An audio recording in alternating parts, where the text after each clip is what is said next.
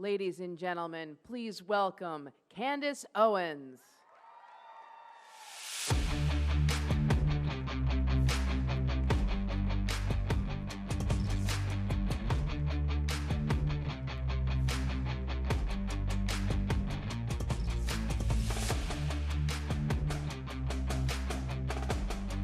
Wow. Hello.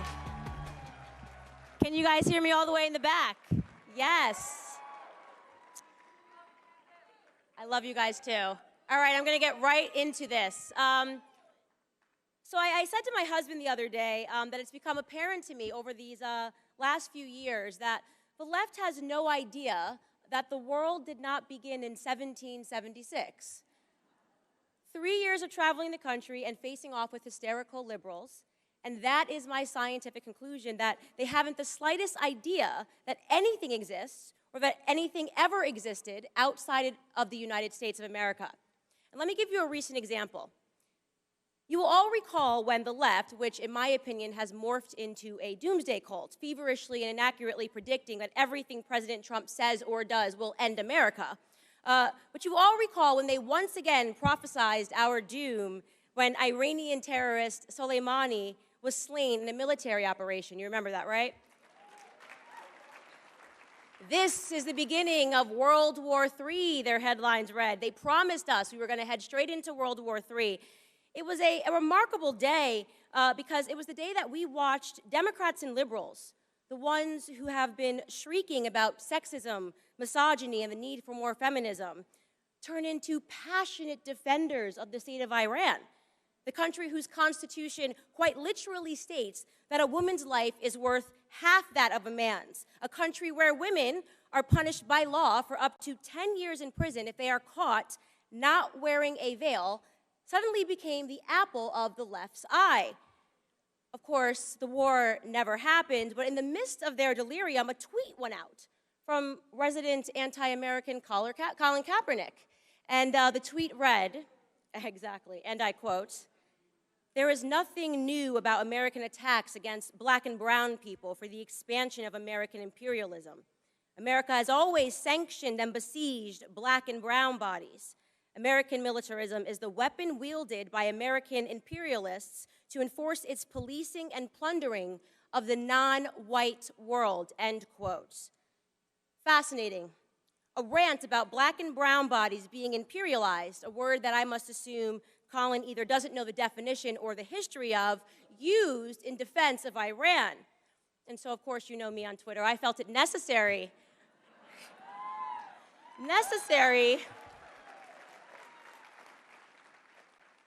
to mention to Colin, gently of course, you know me, I'm very nice on Twitter, to mention to Colin that that particular country of brown and black bodies used to be known as Persia, and rather unfortunately for his implied thesis regarding their perpetual victimhood at the hands of white people, Persia used to be an empire, quite literally an imperial dynasty for 200 years, almost as long as America has been alive. It was once the most powerful state in the world, imperializing regions from Egypt to India, regions of, you guessed it, black and brown people.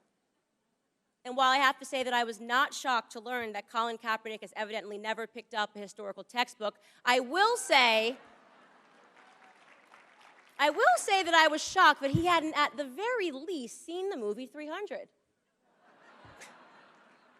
A little movie where the black and brown bodies are looking to imperialize the white bodies in Greece. Maybe he thought it was all made up and fiction. Or maybe Colin Kaepernick isn't earning millions to tell the truth. Maybe he's being paid millions to convince black and brown bodies that they are oppressed, to keep them angry and confused and uneducated, which could explain why on Thanksgiving Day of last year, Colin tweeted, I quote, "The U.S. government has stolen over 1.5 billion acres of land from indigenous people. Thank you to my indigenous family. I am with you now and always," end quote. Holiday tweets are his favorite, by the way. On the 4th of July, he tweeted, what to the American slave is your 4th of July?" Co-opting, by the way, a Frederick Douglass quote and stripping it of its original context, to convey the idea that blacks owe this country not a moment of celebration. I'm talking about Colin because the picture that he is painting is clear, and I'm using him as an example because it is so in line with the overall opinion that we are seeing come from the left today, an opinion that America is a horribly racist country whose guilt cannot be untethered from her period of slavery, which is interesting because if slavery is an everlasting sin from white men, why was Colin so clearly able to forgive that sin from American indigenous people, his quote-unquote family? That's an inconvenient truth. You see, the sin of slavery was not brought to this continent by white Europeans, as the left would have us imagine. Slavery existed everywhere in the world, including here since the dawn of humanity. Different Native American tribes weren't sitting around kumbayaing over a fireplace. They were trying to imperialize one another. They would enslave their war captives into labor. They would sometimes sell their own children. They tortured others as a part of their religious rites. And depending on which tribe you were in, cannibalism was even the commonplace. Oh, did cannibalism get lost in Colin's flowery depiction of indigenous people? Yes, before the Europeans ever landed in the Americas, Native Americans routinely cannibalized one another. Most notorious among them, perhaps, was the Aztecs. When the Spanish colonists arrived in Mexico City, they were greeted by piles of over 100,000 skulls belonging to humans that had been sacrificed to the gods. In fact, in one archaeological dig, they found the remains of 42 children, all around the age of 5, who were sacrificed to the rain god. Special days required more sacrifice, by the way. On the inauguration of Aztec's Temple Major, they sacrificed between 20,000 and 60,000 human beings in a single day. Their ceremonies, I'd like to paint a little bit for you, a picture of the ceremonies. The ceremonies were performed in front of large crowds. Usually, an adult male victim was held on a stone, his chest was slashed open, and the priest would take his still beating heart and hold it to the sun.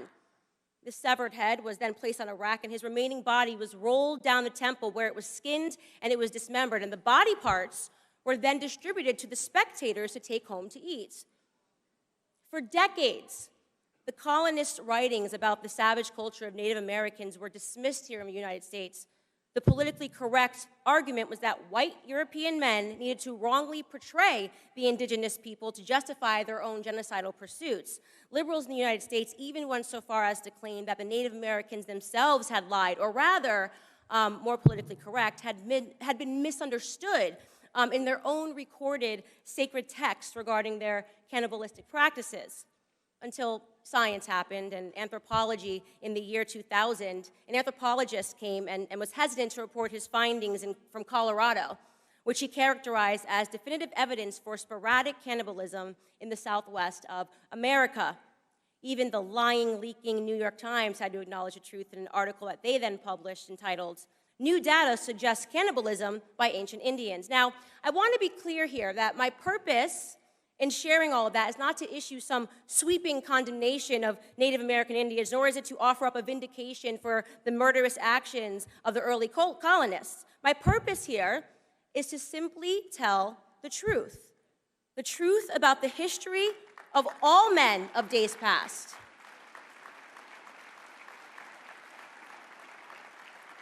The truth about the history of all men of days past, a history that is complex, ugly, brutish, immoral, and leaves no man, regardless of his skin complexion, guiltless. But the left wants us to believe otherwise. To them, imperialism, cannibalism, murder, slavery, all of these undeniably sinful acts are forgiven in a historical context so long as they were not committed by white men. So, they can forget the murderous Persian Empire. They can forget the cannibalism of indigenous tribes. They can forget the heinous actions of imperialistic Egyptian Empire, the Turkish Empire, the Muslim Abbasid and Rashidun Caliphate empires, the Chinese Qing and Ming empires, the Mongol Empire, the Ottoman Empire, the Japanese Empire. We can forget the fact that the overwhelming majority of the world's empires were not run by white men. They also, by the way, choose to forget the fact that the first to abolish the practice of slavery was Great Britain.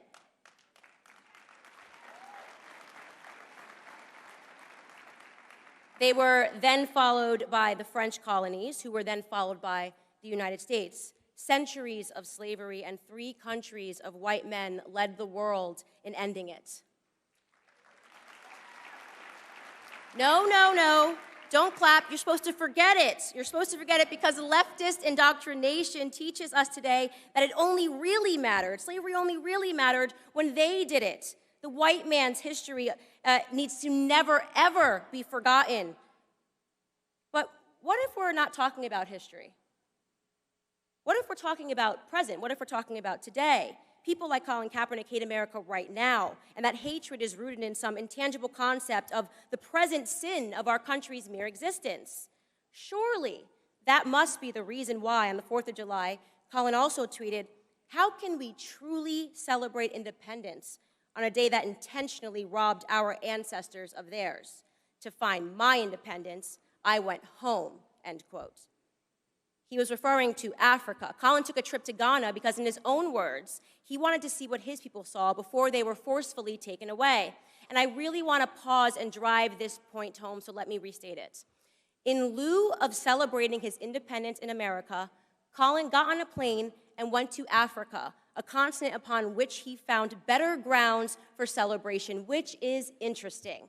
It's interesting because currently, today in Africa, there are close to 700,000 slaves, and this is going to shock the heck out of the too woke to see what's in front of them crowd, but they are not being enslaved by white people. They are being enslaved by other Africans.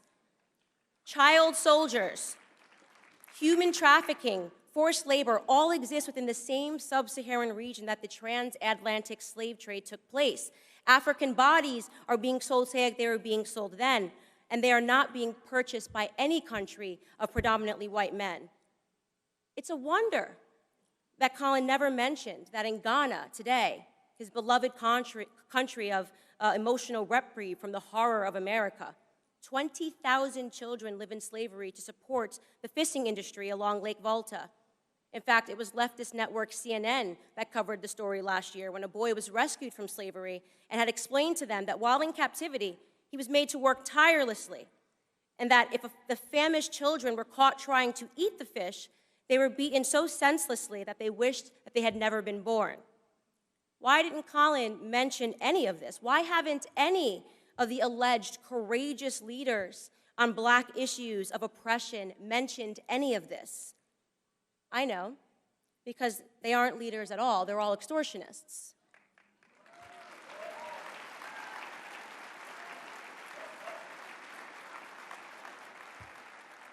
Colin extorted Black America to earn millions. Colin extorted Native Americans to maintain his image, and Colin extorted Ghana for a photo op so he could continue to earn those millions.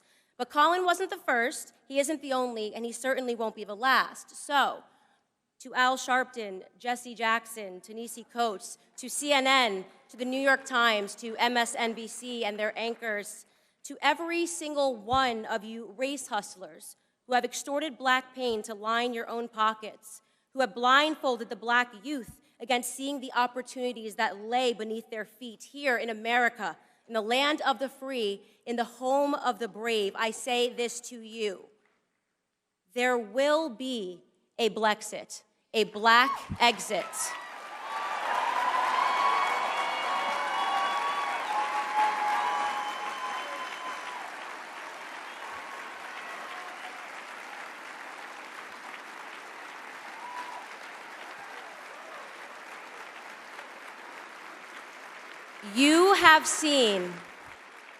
You have seen how a man was made a slave.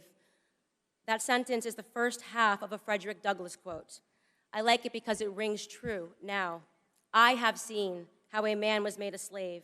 I have seen how Black Americans have been enslaved to the debate of race, how liberals, how leftists, how Democrats continue to enchain us to this inconsequential debate while robbing us blindly of our family, our faith, and our future through their abhorrent policies.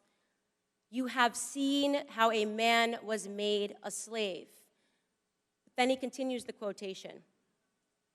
And now you shall see how a slave was made a man. To the veterans And so I say to the veterans of this black ideological civil war, those of us that have survived the constant onslaught and the media thrashings and fight daily to awaken our brothers and sisters, to the patriots who have fought beside us, cheered us on, to my supporters, those of you that have seen me to this point, from just a girl on YouTube with a different idea to the very soon-to-be published author of the aptly entitled book, Blackout: How Black America Will Make Its Second Escape from the Democrat Plantations.